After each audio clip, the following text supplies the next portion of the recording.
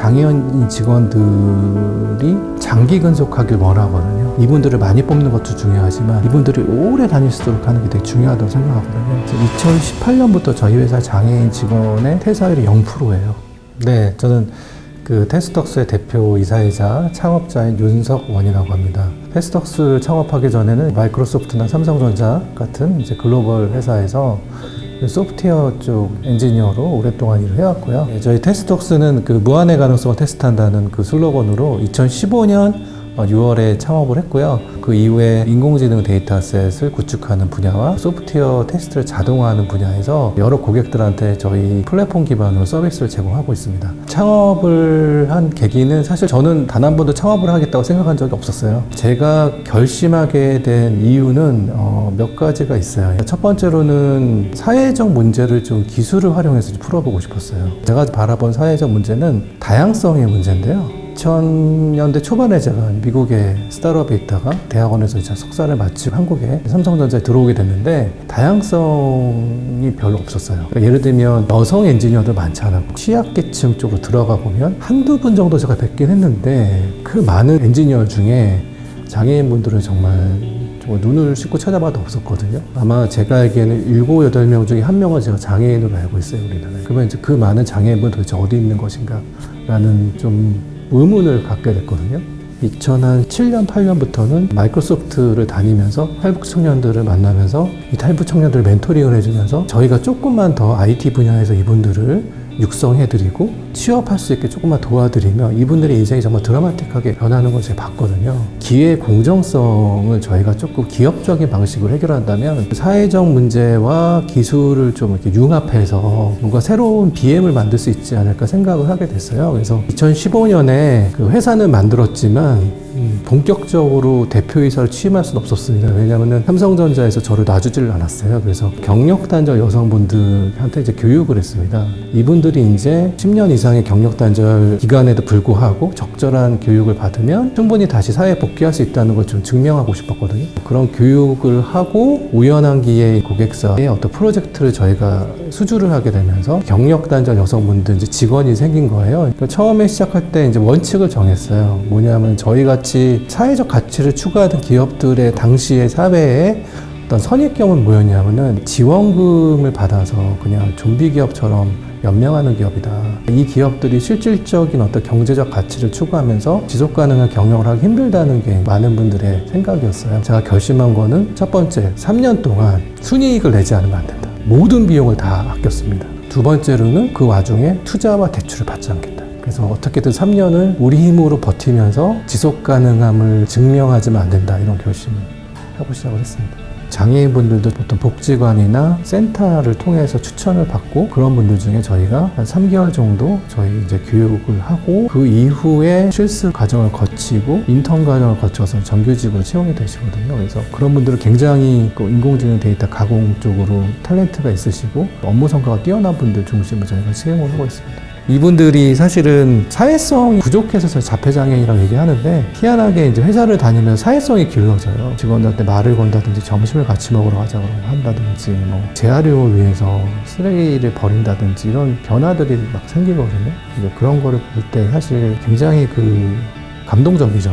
그리고 약간 좀 소프트 터치가 있는 것 같아요, 저희 회사가. 경력단절 여성분들도 예전에는 한 아이의 엄마, 남편의 아내, 이렇게 이제 삶을 살아왔는데 경제적으로 얼마를 번다를 떠나서 자기 인생을 주도하면서 살 수 있다는 어떤 그런 변화에 대해서도 굉장히 많이 좋아하시고 삶 자체가 통째로 좀 변하는 느낌을 받는다는 얘기를 많이 하시거든요. 저희 조직 문화는 우리 회사는 장점 중심으로 보지 않으면 안 된다. 업무도 협업을 잘하지 않으면 돌아갈 수가 없는 곳이에요.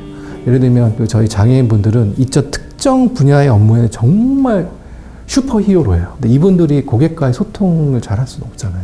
그러니까 그런 분들은 소통 능력에 뛰어난 또 이 여성분들이 또 그걸 담당하시는 경우도 많고 또 굉장히 유행에 민감하고 또 트렌드를 따라갈 수 있는 그런 청년분들이 또 해야 하는 프로젝트도 따로 있거든요. 각각의 어떤 장점에 맞게 업무를 설계하고 또 서로 긴밀하게 협업하지 않으면 안 돌아갈 수밖에 없는 회사이기 때문에 그런 문화가 좀 구축되어 있고 그런 거에 대한 강조를 많이 하고 있습니다. 처음에 프로젝트 수주할 때는 좀 말도 안 되는 금액으로 수주를 했고요. 그때는 할 수 있는 프로젝트는 가리지 않고 다 했습니다.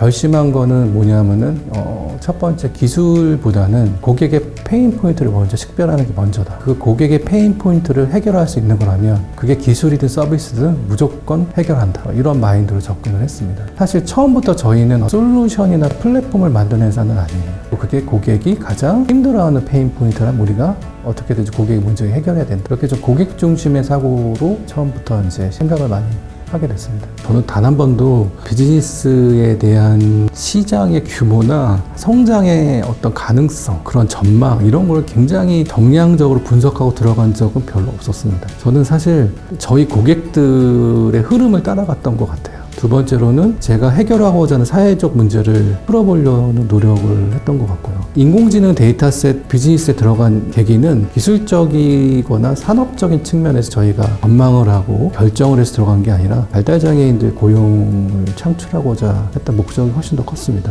뭐 글로벌 기업에서 자폐장애인들을 그 소프트웨어 테스터로 고용하고자 하는 프로젝트가 있었고, 그런 과정에 회사는 원래 정규직으로 고용하고자 했지만 그게 이제 잘 안 됐습니다. 저희 교육 과정을 통해서 3명의 발달장애인이 수료를 했는데, 저희가 깜짝 놀랐던 건 이분들이 생각보다 굉장히 인텔리전트하고 사회성이 좀 결여됐을 뿐이지 충분히 과학기술 분야에서 활용이 가능하다고 판단이 됐어요. 그런 와중에 저희가 우연히 이제 인공지능 데이터를 가공하는 그런 업무를 찾게 됐어요. 첫 번째, 이분들은 굉장히 디테일에 강하고 정확하고 정직한 업무 특성을 가지고 있습니다. 이런 강점을 살려서 할 수 있는 분야를 찾다 보니까 소프트웨어 테스트라는 원래 했던 분야는 주로 이제 고객사의 사이트에 가서 근무를 해야 됩니다. 그런데 어떤 고객사가 장애인이 와서 근무하는데 좋아하겠어요? 뭔가 저희 사무실 안에서 그 고객의 프로젝트를 저희가 실제 다 업무 관리까지 하면서 할 수 있는 일을 찾다 보니까 우연하게 이제 인공지능 데이터 가공이라는 분야로 들어가게 됐고요. 그런 어떤 고객의 페인 포인트, 그리고 저희가 해결하고자 하는 사회적 문제의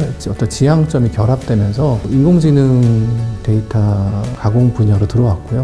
이 분야가 굉장히 급성장하면서 저희 회사도 동시에 많이 성장을 하고 있습니다. 돈을 받는다는 얘기는 그만큼의 고통이 수반되지 않으면 이제 할 수가 없거든요. 사실은 저희가 하는 업무가 고객분들이 가장 힘들어하는 일들을 뽑아서 저희가 디커플링해서 하고 있는 거예요. 고객 입장에 생각하면 계속 인력 기반으로 할 수는 없어요.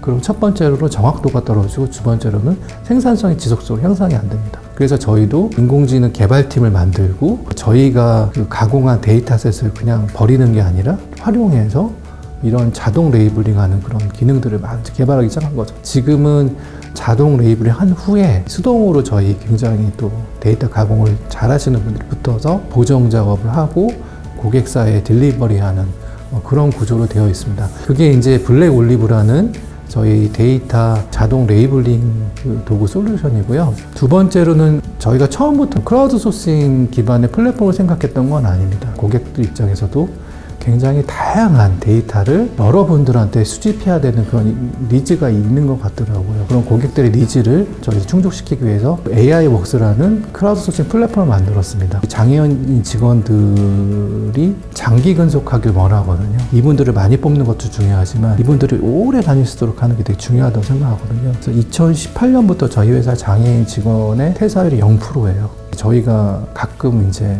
부모님들하고 간담회를 해요. 부모님 한 분이 마지막 할 얘기 있으시냐고 여쭤보니까 테스트웍스가 오래 지속됐으면 좋겠다. 그래서 우리 아들이 20년 이상 이 회사를 다닐 수 있게 해달라고 하시더라고요. 20대 초반에 이제 들어오세요. 이제 40대 중반 정도가 되면 우리 이제 비장애인들이 한 60세, 70세 정도의 기능을 하시거든요. 일을 하실 수 있는 기간은 20대 초반에서 이제 40대 초반인 거예요. 이분들이 20년 정도 일을 해서 또 연금을 탈 수 있을 정도로 저희가 이걸 해야 되거든요. 또 이게 이분들 가정 입장에선 이 장애인분들이 회사를 나오는 것 자체가 해방이거든요. 안 그러면 누군가 가족 중에 한 명이 이분을 계속 집에서 키워야 되잖아요. 가족들한테 이 장애를 가진 아이들로부터 자유를 줄 수 있다는 측면에서는 이제 우리 같은 회사가 굉장히 길게 가야 되겠다. 그러면 우리는 짧게 치고 빠지는 회사가 아니고 굉장히 신뢰 기반으로 사업을 하고 어떻게든 고객과의 어떤 장기적인 관점에서 비즈니스를 바라보는 그런 회사로 성장해야 되겠다는 결심을 하게 됐죠. 저희는 협업이 되게 중요하고, 조금 부족해도 각자의 강점을 바라보고 인정해주고 그 강점을 살려서 서로의 단점을 보완하는 게 되게 중요하다. 그게 굉장히 중요한 가치고, 두 번째로는 저희가 이러한 사회적 가치를 창출하는데 굉장히 프라이드를 느껴야 된다는 거거든요. 우리 회사가 성장할수록 더 많은 가치를 창출한다는 측면에서 어떤 일을 하든지 우리는 굉장히 배럴 소사이어티를 만들기 위해서 많은 기여를 하고 있다. 지속적으로 이런 소셜 밸류를 창출하는데 어떤 기여를 하고 새로운 길을 개척한다는 것에 대해 좀 자부심을 가졌으면 좋겠다라는 거, 그게 있고요. 세 번째로는 트랜스포메이션이라는 말을 많이 쓰는데 탈바꿈을 하는 거예요. 회사를 단순히 그냥 뭐 돈을 벌어가는 곳, 뭐 이런 거를 떠나서 내가 인생을 여기서 어떻게 설계하고 어떤 목적으로 살아야 되는지를 한번 고민하고 그런 방향에 따라서 자기를 탈바꿈 시켜야 된다는 거고요. 그 탈바꿈에 의해서는 당연히 고통이 따르겠죠. 그럼에도 불구하고 탈바꿈 했을 때 정말 인생의 진정한 의미를 찾고 또 행복감을 더 얻을 수 있다고 보거든요. 그래서 그런 걸 굉장히 강조하고 있고, 마지막으로 이제 번영과 성장인데요. 단순하게 사회적 가치만 추구하는 것이 아니라 기업적으로도 성장을 해야 한다. 그리고 경쟁력이 있어야 하고 고객을 만족시켜야 된다. 그래야 저희도 뭐 사회적 가치와 경제적인 성장을 동시에 추구하면서 더 많은 임팩트를 낼 수 있다. 이렇게 저희가 직원들한테 얘기하고 있습니다. 매출액 기준으로 보면 저희가 2018년에 13억, 2019년에는 이제 정부 과제 포함해서 한 49억, 작년 같은 경우도 저희 정부 과제가 좀 있긴 하지만 다 포함한 110억 정도 매출을 올렸습니다. 회사는 그렇게 두세 배씩 계속 뭐 꾸준하게 성장을 하고 있고, 직원 수도 그거에 따라서 계속 늘어나고, 회사도 점점 다양해지고, 동시에 창출하는 사회적 가치도 계속 매년 두세 배씩 늘어나고 있습니다. 창업하고 나서 3년 동안 투자 안 받겠다고 했는데 3년이 지나고 나서 2018년 10월에 이제 디스리주빌리에 이덕순 대표를 한 분이 찾아오셨어요. 전 투자자들을 만날 생각이 별로 없었기 때문에 처음에는 이렇게 호의적이지 않았습니다.